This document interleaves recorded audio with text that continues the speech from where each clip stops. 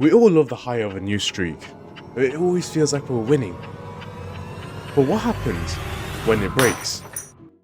You feel like complete failure. And that's because you and me have fallen into a trap. Where the trap is we chase a number instead of that progression that we're meant to get from these goals. And believe me, I did this too. And it almost made me quit entirely on my journey of self-improvement. And this is how I actually overcome it. But first, let's talk about what streaks actually are. And at its core, a streak is just a consecutive amount of days of doing or not doing something. But the meaning we give that number is what makes it powerful. But it can be a double-edged sword sometimes, as people love to set these streaks because it's a proof of progress. It's like a mini scoreboard that you can show yourself every morning that I'm on day 10, I'm on day 20, I'm on day 30. You can see some valid progress in it. And that little rush of accountability makes you keep coming back to it and actually want to continue that more. And I get it. I used to love that feeling too. For example, when I used to try NoFap, I became obsessed with the counter. I would wake up instantly thinking, oh yeah, I'm on day 4. Let's go, brother. But the more I actually focused on this number, the less I was actually focused on what truly mattered.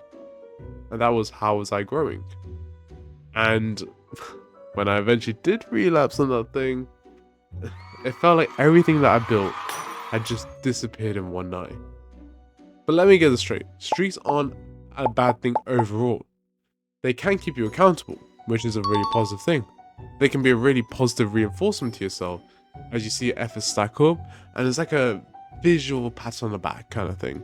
And in the beginning, that can be the nudge you need in order to keep showing up day after day, whether it's in the gym or trying to stay away from addiction, trying to start a new habit, those kind of things.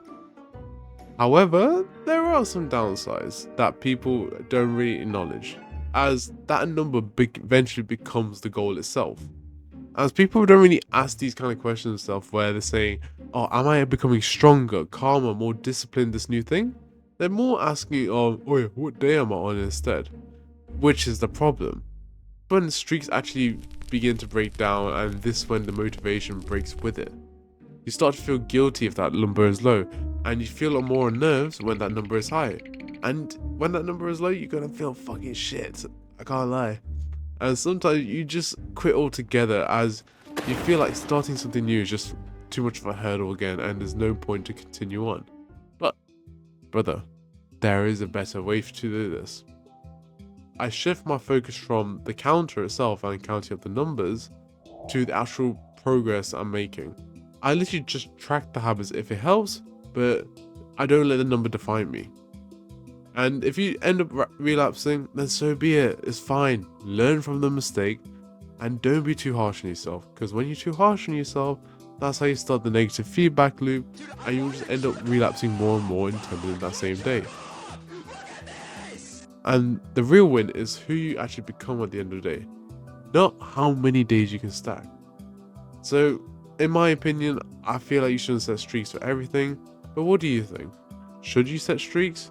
As well as if you are struggling to find your authentic self, I'm more than happy to hop on a free one-on-one call with me, and it'll be in the link below where we can just talk about anything, and either you want me to give you advice about something, or you want my perspective, or you just want someone to vent to. I'm happy for either way. Remember this: you're born to be nothing, but you can live to be anything. I wrote that shit.